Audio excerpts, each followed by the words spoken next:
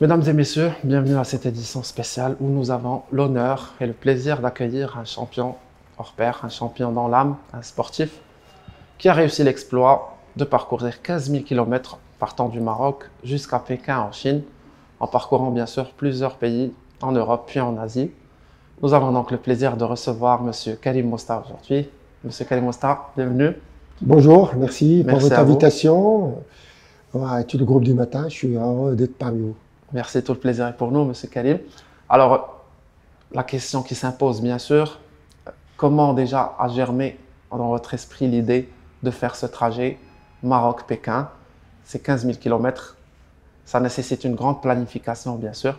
Comment est-ce que l'idée déjà a germé dans votre esprit la première fois? Bah, tout a commencé déjà par une fois que j'ai fait Casablanca, la Mecque et Amsterdam-Dakar. Après, j'ai aimé les aventures en vélo, les grands espaces, et parti loin. Et ça me travaillait dans la tête et je cherchais quelque chose.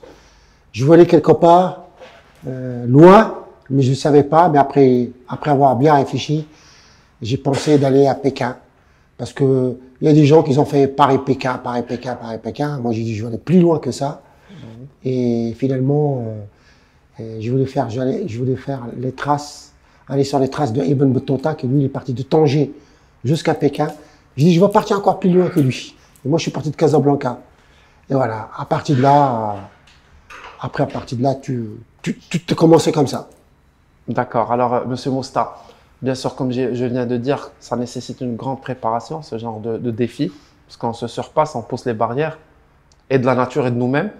Donc, comment est-ce que déjà vous avez préparé ce voyage, sachant que vous êtes un sportif dans l'âme depuis toujours? Vous avez commencé très tôt dans la natation et la boxe, c'est ça? Oui, et la course à pied. Et la course à pied, bien sûr, c'est venu ensuite. Comment est-ce que vous avez préparé ce périple?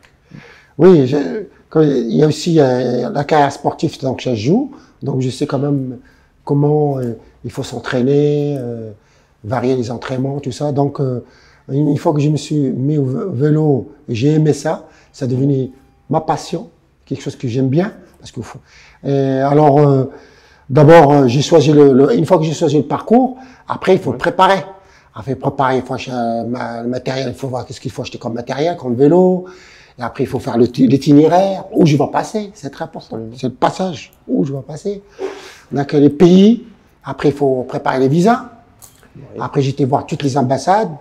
J'étais voir l'ambassade pas l'ambassade de Chine, grâce à l'association Amitié entre la Chine et le Maroc qui existe avec Dr Khalid, j'étais le voir, qui pratique la médecine chinoise ici à Casablanca. J'étais le voir et lui, il m'a mis en contact avec l'ambassade de Chine. J'étais le voir, il m'a donné un visa de 8 mois, parce que normalement la Chine donne qu'un mois. Oui. Et moi, il m'a donné 8 mois pour traverser leur pays. Même pour traverser leur pays, si vous êtes en voiture, vous ne le traversez pas tout seul. Il faut que vous êtes en voiture, il y a un guide devant vous, vous le suivez. Absolument. Après, une fois que vous sortez, vous n'allez pas à gauche-droite. Moi, ils m'ont donné 8 mois de voyage, ils m'ont donné la liberté de traverser la Chine. Alors, la chance que j'ai. Et plus que ça, il y a Azerbaïdjan, fermé, personne qui traverse. Après, quand il y a la guerre avec l'Arménie, ils ont bloqué. Sauf les camions qui ramènent de marchandises. Mais pas de touristes. Si vous voulez à Bako, il faut aller prendre l'avion. Personne qui traverse, pas de touristes. Et moi, j'étais les voir, pareil à Rabat, j'expliquais qu'est-ce que je voulais faire, et ils m'ont donné un visa aussi pour traverser leur pays. Donc j'ai de la chance. Donc quand vous avez une bonne idée, vous savez comment il faut faire l'expliquer, il y a des gens et il y a d'air. Et ouais. Et ça marchait. Après, et je suis parti. Donc, j'ai préparé déjà les visas, le parcours. Après, financièrement, il faut trouver un peu les moyens. Et ben là, c'est pareil. J'étais voir les partenaires. Il y en a qui m'ont dit, reviens demain. Non, pas demain. Après-demain.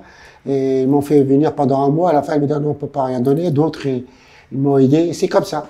Il faut le temps. Et surtout, moi, je gère ça tout seul. Oui. Tout seul. Et j'ai réussi, j'ai trouvé les sponsors, les partenaires. J'ai fait l'itinéraire, j'ai préparé le visa. Et après, il faut s'entraîner. J'allais tout le temps, presque, aller 2 fois, 3 fois par mois. J'ai fait Jadida à Casablanca. Tout le temps, j'allais là-bas, je dors, je reviens le lendemain pour faire 100 km, pour me buter un peu. J'ai fait Marrakech, donc je m'entraînais, j'ai changé un peu le rythme, parce qu'il faut faire des entraînements croisés, je cours, je fais le vélo. Donc je suis bien préparé, je faisais le vélo. Et je prends pas de vélo, je prends pas la voiture à Casablanca. Toute l'année, je suis en vélo. N'importe où, je prends le vélo. Donc je me suis habitué à le trafic, à les voitures, à les camions, tout ça. Parce que j'ai traversé quand même Barcelone, j'ai traversé la Turquie, Istanbul, j'ai travaillé beaucoup de villes, beaucoup de capitales. Et là, si on n'a pas l'habitude de rouler entre les mobylettes, entre les voitures, tout ça, bah, il y a un stress en plus. Donc, il faut gérer tout ça. Absolument. Donc, j'ai géré. Donc, ça a facilement... Voilà comment ça prépare. Et après, il faut acheter des matériels pour dormir, la tente, il faut préparer les réservations. Plutôt les réservations, non. Je réservais toujours sur place. On ne peut pas réserver le jour. C'est impossible. Sur 7 mois, non. Et je suis parti et ça a marché, quoi. Voilà. Alhamdoulilah. Après, mentalement aussi. Il faut se préparer mentalement. C'est très important. Absolument, c'est ce qui compte le plus. Oui. Voilà. D'ailleurs, en parlant de ça, vous avez commencé donc votre périple au Maroc. Ça vous a mené en Europe, en Espagne et en France. Ouais. Ensuite, je commençais par l'Afrique, voilà. Voilà. Ça a débouché sur l'Europe, puis sur l'Asie. Ouais. Si je vous demandais quelles ont été les étapes les plus marquantes sur ce... D'abord, au début, quand je suis parti, parce que quand je suis parti le 7 février, il y avait la pluie. Il y avait l'inondation au Maroc, des routes qui avaient inondé déjà. Oui. Ça commence bien déjà. Beaucoup de pluie, les routes, il y avait beaucoup d'eau, tout ça. Mais en même temps, j'étais content. J'ai dit, le Maroc, je connais, je gère bien, les gens m'encouragent, je mange bien. Donc, je dis, c'est pas grave, c'est la pluie. Je dis, c'est pas grave. Et donc, ça ne durait pas longtemps parce que j'ai fait quand même que 400 km. Ouais. Donc, en 4 jours, j'avais terminé le Maroc, l'Afrique et après l'Espagne. On arrive à l'Espagne tout de suite, quand on arrive à Tarifa, tout de suite, il y a de la montagne. Et là, ça commence déjà, ça y est. L'aventure commence parce qu'il y a du brouillard là-haut, un pays que je parle pas la langue, tout ça, j'ai dit, ça y est. Dès que tu quittes le Maroc, ça y est, tu es déjà dans l'aventure. On change de nourriture, on change de langue, et voilà, je suis tout seul. C'est fini, je peux plus faire demi-tour, là, il faut avancer. Et ça a été, la France, je connais bien, ça a été à Côte d'Azur, à part le vent qui était sens contraire vers la mer, parce que quand il y a du vent, on fait deux fois l'effort. Si on fait 50 km, c'est comme si on a fait 100 quand il y a le vent en face. Double. Ah ouais, et ça a été, ça devient comme ça. La difficulté, c'est une fois que j'arrive en Slovénie, parce que là, il fait froid. Jusqu'à -5, la montagne, la neige. Là, je disais, où je me suis embarqué, là. Parce que moi, j'aime pas trop le froid. J'arrive à gérer la chaleur, mais pas le froid. Et puis, dans ces moments difficiles, quelle a été votre source de motivation? Qu'est-ce qui vous a donné cette essence pour aller? D'abord, parce que motivation, il y a beaucoup de choses. Hein. D'abord, parce que moi, j'aime bien faire ce que je dis. Toute ma vie, c'était comme ça. Quand je dis va faire quelque chose, je le fais. C'est pour ça que j'ai la préparation mentale. Sinon, si demain, je dis, allez, on va faire de vélo et demain, je téléphone, oh, bon, écoute, il pleut, j'ai pas envie. Eh ben, tu commences déjà à habituer ton cerveau de pas faire ce que tu dis. Donc, moi, j'ai envie de faire Casablanca avec, donc, j'avais cette motivation, d'abord. Et il y a aussi, je voulais rendre hommage à Ibn Battuta. Donc, je dis, je veux rendre hommage, il faut le faire. Sinon, c'est n'importe quoi. Donc, il y a aussi les gens qui m'ont aidé, tous les partenaires qu'il y a là, ceux-là, qui sont avec moi, et ben, eux, ils ont cru à moi, ils m'ont fait confiance, ils ont dit, on va t'aider, monsieur le staff, parce qu'on sait que tu es capable de le faire, parce que tu as déjà fait des choses. On te fait confiance. À partir de là, il ne faut pas les trahir. Voilà, il faut aller. Vous l'avez rendu de fort belle manière. Voilà. Alors, vous me disiez tout à l'heure que la partie, ou plutôt l'une des parties les plus dures, c'était la Chine. Vous me disiez que c'était 5000 km dans le désert de Gobi. Oui. Alors, vous avez fait de belles rencontres là-bas, même si ça a été difficile. Oui, de belles rencontres. En Kyrgyzstan aussi. En Kyrgyzstan, parce que je monte jusqu'à 3007. C'est que de la montagne. Que de la montagne. Et Et quand j'arrivais presque vers la frontière chinoise, et tombaient des grêlons, d'un seul coup, il fait beau, il fait 20, d'un seul coup, ça change. Hop, il fait 0 degré, la pluie, les grêlons, des trucs de fou. J'ai eu des tornades aussi dans le désert, des tornades où, heureusement, une fois que j'ai trouvé une plaque, que j'ai mis le vélo contre la plaque, et moi, j'ai accroché grimpé après la plaque, et après, ça a duré 10 minutes, tout devenu noir, et le vent. S'il n'y avait pas cette plaque, je me serais envolé. Hein. Et donc, j'ai eu de la chance, cette plaque était là, elle était pour moi. Ce voyage aussi, il faut un peu de chance quand même. Moi, j'ai un peu de chance quand même. Je trouve toujours quelqu'un qui m'aide un truc, j'ai de la chance. Certainement. Mais ça va de pair avec la bonne volonté. Voilà. Et la difficulté, donc, les grêlons, je dis, la montagne, le froid, le froid et les chiens. Et j'ai de la chance, les bêtes, les loups, ils m'ont pas touché. J'ai pas trouvé de l'ours parce qu'ils m'avaient dit qu'il y avait des ours. Ouais. Donc j'ai pas été attaqué ni par les ours ni par les bêtes. J'ai de la chance. Même un jour, plutôt les chiens. Les chiens, c'est emmerdant les chiens, franchement. Les chiens parce qu'ils attaquent et dès qu'ils voient le vélo en mouvement, ils t'attaquent. Il y a toute la meute qui suit. Voilà. Ouais. Et sinon, les belles racontes, j'en ai des centaines. Par exemple, un jour, j'étais dans le désert de Gobi, je roulais pendant, 120 km le soir, fatigué. Je dis où je vais dormir. Je commence à regarder où je vais dormir. C'est plat, complet. C'est le désert plat comme ça. Il n'y a même pas où s'abriter pour mettre la tente bien. Ouais. D'un seul coup, je vois quelque chose qui bougeait plus loin. Je m'approche. Et après, c'était 2 tentes. Il y avait 2 personnes, une petite maison derrière, carré. Et ces tentes, ils vendaient des pastèques parce que dès qu'il y a de l'eau un petit peu, il y a des pastèques dans le désert. Eux, ils ramenaient ça de loin.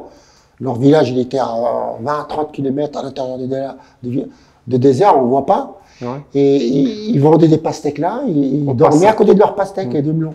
Et je lui dis, il m'a donné des pastèques, des melons. Et quand je veux le payer, il m'a dit non. Et après, je dis, je cherche un endroit pour dormir, très comme ça, monter ma tente, est-ce que je peux le mettre pas loin? Il me dit, tu peux dormir ici. Et je dis, je donnerai un peu de sous, je peux te faire à manger. Et je lui ai donné 100 dirhams, 1000 dirhams. Il m'a fait des pâtes. Et il m'a dit, tu peux dormir dans un lit. Il avait un lit, un petit lit avec une couverture. Et je dormais à côté des pastèques. Et je dis, toi, tu vas dormir où? Oh, il m'a dit là-bas. Il avait un mur carré. À l'intérieur, il y avait une pièce qui dormait tous les deux là-dedans, lui et son copain. Et ils vendaient le camion. Ils vendaient le pastèque au camion. Parce qu'il y a des milliers de camions qui font la route de la soie. Parce que la route de la soie, que j'ai traversée, ça va dans tous les pays à différence, parce qu'en Russie, les camions, ils font des allers-retours. Il y en a des milliers, que ça. Ouais. Il y avait une seule vélo, c'était moi. Elle était fréquentée, la route, il y avait plusieurs camions. Beaucoup de camions, beaucoup. Que des camions, hein. Que des camions. Alors, à la fin, à un endroit, au début, il y avait des touristes vers Kashgar, ouais. Où il y a les yogourts, là, c'est touristique. Mais une fois que je suis parti dans le désert, il y a beaucoup de camions. J'ai trouvé un endroit, un désert qui est super connu. Un endroit, là, il y avait des touristes. Une partie de désert, c'est magnifique. Et là, il y a beaucoup de voitures, beaucoup de touristes. Voilà. D'accord. Alors, en parlant un petit peu de votre arrivée aussi, parce que c'était un événement marquant. Vous êtes arrivé à Pékin le 8 septembre. Vous avez été accueilli. Le 28 août. Le 28 août, voilà. Mais la réception que vous avez organisée. D'abord, quand je suis arrivé le 28 août, il y avait des journalistes qui m'ont suivi plusieurs fois. Chinois qui m'ont suivi pendant 15 jours à travers la Chine avec des drones. Ils ont fait plein de films sur moi. Ouais. Et je suis arrivé, ça tombait bien parce que l'ambassade chinoise me dit ça serait bien que vous pouvez arriver il y avait un sommet Afrique-Chine. Et normalement, je devais faire 8 mois. Mais comme ils m'ont dit, ça serait bien que tu arrives là parce que ça permettra que tu vois du monde et tout ça.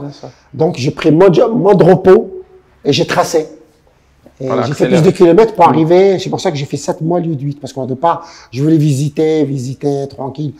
Donc, mois de visite, et je suis arrivé juste à ce sommet-là. Ouais. Et j'ai été accueilli par un plus grand média, CZM, c'est Al Jazeera chinois, je veux, qui m'ont suivi. Ouais. Et ils ont fait un petit film sur moi. Et là, il y avait 8 ambassadeurs, parmi eux l'ambassadeur de Maroc, et beaucoup de gens d'Afrique. Et ils ont fait un petit film sur moi qui dure 1 minute pour me présenter. Et je suis arrivé avec mon vélo et ils m'ont donné un cadeau, moi, et en même temps que l'ambassadeur de Maroc, Chine, il est sur le plateau. Ces médias, ils nous ont donné un cadeau tous les deux, le même d'ailleurs. Et lui, il a offert un livre. Et je les ai parlé un petit peu en 2 minutes de mon aventure. Que je venais de la course à pied, de vélo, et qu'est-ce que j'ai fait, tout ça.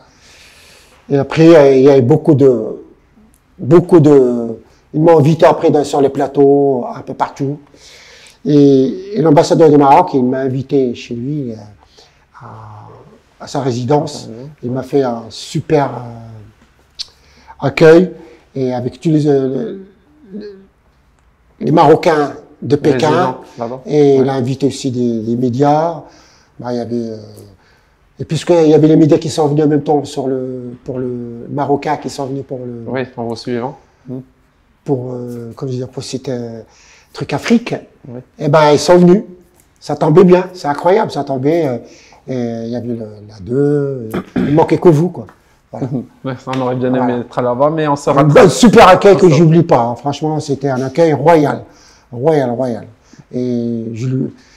Et ça m'a fait sur au cœur, moi que j'étais pendant 7 mois tout seul. D'un seul coup, je me trouve comme c'est une famille, comme j'étais dans ma famille, quoi. Voilà, c'est les fruits de l'effort que vous étiez en train de cueillir. Merci beaucoup, monsieur l'ambassadeur. Alors, monsieur Karim, je voudrais vous demander aussi, en bon passionné de sport que vous êtes, vous avez fait le pas et vous vous êtes reconverti aussi en organisateur d'événements. Je crois que vous avez déjà mis la main à la pâte, vous comptez un trail en Bourgogne, en France, à Chefchaouen aussi. Oui, dans le désert aussi. Voilà, le Desert Race. Désert, ouais, un race désert marathon, oui. Bah oui, il faut rendre, comme il disait, il faut rendre à César ce qui appartient à César. Je suis un Marocain un jour, un Marocain toujours. Parce que tout le monde, c'est important, hein, mais quand tu fais quelque chose pour toi, mais qu'est-ce que tu fais pour le Maroc? C'est important. Dans la vie, les gens t'aident, tout ça, mais moi, qu'est-ce que je fais pour les Marocains? Qu'est-ce que je fais pour les Marocains? Qu'est-ce que je fais pour mon pays? Donc, c'est pour ça que j'ai organisé, c'est moi le premier qui a organisé à Chefchaouen. Maintenant, il y en a d'autres qui organisent. J'ai organisé à Chefchaouen parce que c'est un endroit magnifique. Absolument. Et t'es pas connu dans la montagne, c'est magnifique. J'ai organisé un trail. Et un jour, il y avait 11 nationalités. Ils ont participé. Très prisé par les Chinois. Oui, maintenant, oui. Mais il y a 11 nationalités qui sont venues. Et le but, c'est ça. Tous ces étrangers qui sont venus, tous ces Marocains, il y en a qui ont fait la première fois, qui ne connaissaient pas Chefchaouen, ils sont venus. Et là, ça m'a fait plaisir. Je dis, moi, j'ai fait quelque chose. J'ai dû faire découvrir quelque chose. Voilà. Et là, bon, le désert, c'est pareil. Ça fait 7 ans que j'organise. Il y a plein de Marocains qui ne connaissent pas le désert, qui sont venus d'Agadir, des avocats, des ouvriers qui sont venus, qui participent à cette course-là. Et c'est beaucoup moins cher, parce que le marathon des sables, ça coûte très cher pour les Marocains. Et je voulais faire quelque chose qui soit accessible aux Marocains, et qui paye moins cher que les étrangers, et participent à cette route. Je les fais payer moins. C'est les étrangers qui payent pour les Marocains, pour qu'ils payent une partie, pour qu'ils puissent participer à cette route. Et c'est important, ça. La vie, c'est qu'est-ce qu'on fait pour les Marocains. Et ce voyage-là, je le fais aussi pour Ibn Battuta, et en même temps, pour montrer, malgré mon âge, j'ai fait ce parcours pour que les Marocains qui bougent, parce que c'est important de bouger, de rêver, parce qu'il y en a plein de gens qui vont faire quelque chose, ils ne le font pas. Il y a plein de gens qui voulaient dire, je vais faire quelque chose, ils disent demain, après-demain, mais ils ne le font jamais, il y a quelqu'un d'autre qui le font à leur place. Oui, alors quand vous avez une idée, vous aimez quelque chose, faites-le. C'est ça que je veux dire. Il faut commencer. Moi, je suis parti. Même je n'aurais pas terminé. Mais j'aurais fait la moitié. Si j'ai fait 6 pays au lieu de 15, j'aurais déjà fait 6. J'aurais fait 3, L'essentiel, c'est de commencer. Et j'aurais toujours connu. Comme il dit Mandela, il a dit, c'est Mandela qui a dit, je ne perds jamais, je veux dire, je ne perds jamais, soit je gagne, soit j'apprends. Et ben là, c'est pareil. Et ben moi, c'est pareil. J'ai dit, je vais partir. Si j'y termine pas, ben j'aurais déjà j'aurais pris quelque chose, j'aurais fait quelque chose. L'honneur d'avoir essayé. Voilà. Donc voilà, et c'est ça que j'ai fait ce voyage. Je dis aux gens, bougez, il faut croire à vos rêves, commencez, faites-le, faites-le. Mais surtout, faites quelque chose que vous aimez. N'essayez pas de comparer à quelqu'un d'autre. Ne faites pas, parce qu'il y a des gens qui font quelque chose pour ressembler à quelqu'un d'autre. Cela, il ne marchera pas. Ou il faut quelque chose pour qu'on parle d'eux. Ça ne marche pas. Qu'il faut quelque chose pour être reconnu. Ne cherche pas la reconnaissance. Laissez. Il faut faire quelque chose pour qu'on fasse un raha. Et à partir de là, tout le reste vient. Si vous êtes connu, parce qu'on connaît, vous n'êtes pas connu, mais c'est pas grave. Vous connaîtrez le monde. Moi, toute ma vie, je voulais connaître le monde. C'est pour ça que j'ai fait 100, maintenant je suis à 150 pays. J'ai fait 5 fois le tour de la Terre en courant, en course à pied. Et le but, c'est de connaître le monde. Et j'ai jamais fait ça pour... J'ai fait 29 fois le marathon de sable, j'ai jamais gagné. Il y avait Hansal qui a gagné avec son frère. Ils ont gagné 15 fois. Moi, j'étais avec eux, mais j'ai jamais gagné. Mais j'ai pas arrêté. J'ai continué. C'est pas grave. C'était par passion. Voilà, c'est ça. Sinon, j'ai dit, ah ben merde, j'ai fait 29 fois, j'ai jamais gagné. Oh, ils sont arrivés après moi, ils l'ont gagné. Après, non. Hansal, c'est Hansal, Karim Mosta, c'est Karim Mosta. Bien sûr, vous avez eu l'occasion de vous étendre à beaucoup plus de choses. J'ai fait autre chose. Et c'est ça que je veux dire aux gens. Faites des choses, mais ne cherchez pas la lumière. La lumière, ça viendra, s'il viendra. Mais si ça ne viendra pas, vous allez prendre plein de choses. Il faut s'accrocher à l'essentiel déjà. Voilà, c'est l'idée que je veux donner à gens. Et qu'est-ce que ça, le sport, le sport d'abord, vous êtes propre. Quelqu'un qui fait du sport, il est propre. Quelqu'un qui fait du sport, d'abord, il a le goût de l'effort, le dépassement du soi. Donc, ça peut aider sur son travail. Le mental. Pour le mental. Et ça aide pour tout le reste. Qu'est-ce que tu fais dans la vie? Ça, vous rencontrez que des gens bien. Et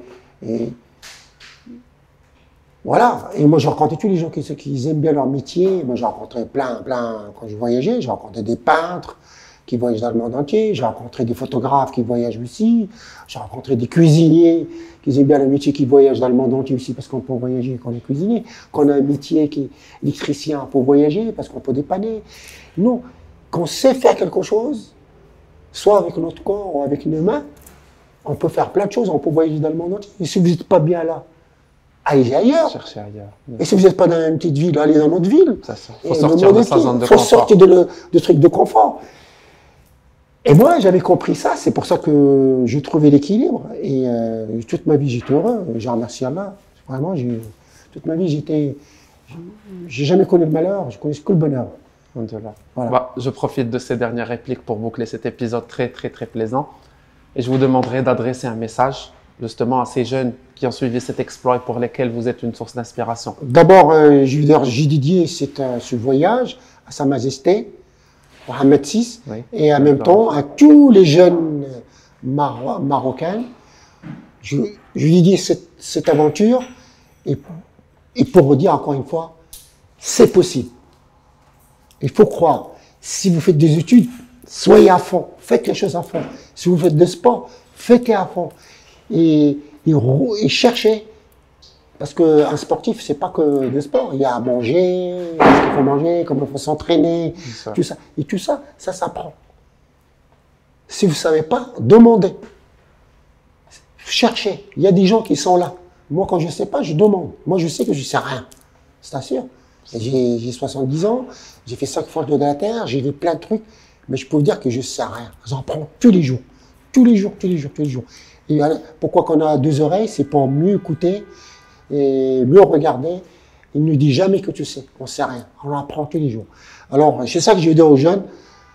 Soyez modestes. Apprenez. Faites les choses à fond. Et vous verrez, il y a toujours une réussite. Après, dans l'effort, il y a toujours une réussite. Il y a toujours une satisfaction à la fin. Toujours. Toujours. Quoi qu'on fasse. Merci beaucoup. Ça que je veux dire. Merci, M. Karim Mosta, de nous avoir fait l'honneur de nous accorder cet entretien qui était très instructif. On vous félicite encore une fois en attendant de vous voir dans un nouveau périple. Merci beaucoup, M. Karim Mosta. Merci, mesdames et messieurs, de nous avoir suivis. On vous retrouve bientôt dans un nouveau rendez-vous. Merci beaucoup.